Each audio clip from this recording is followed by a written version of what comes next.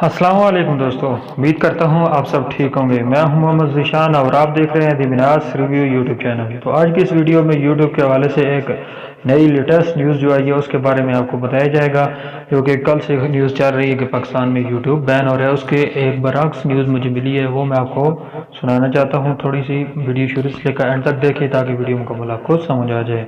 तो चलिए शुरू करते हैं। वीडियो टाइम जाए के बगैर यूट्यूब की बंदिश की हकीकत जो है वो मैं आपको बताऊँगा। इस्लामाबाद में वफाकी हुकूमत की जानिब से वाज़ेह किया गया है कि पाकिस्तान में यूट्यूब को बंद नहीं किया जा रहा।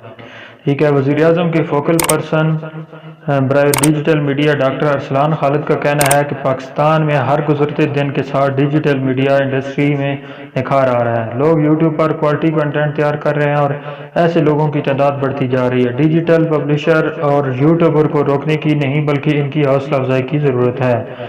उनका एक और कहना भी ये था कि 2012 में यूट्यूब पर पाबंदी लगने की वजह से इस इंडस्ट्री के लिए तबाहकुन साबित हुई। ये पाबंदी कुछ हद तक पाकिस्तान में गूगल, फेसबुक और ट्विटर वगैरह के दफातर न होने की किसी हद तक वजह बन सकते हैं। डॉक्टर अरसलान खालिद के मुताबिक सुप्रीम कोर्ट भी चाहती है कि डिजिटल मीडिया की रेगुलेशन को बेहतर बनाया जाए।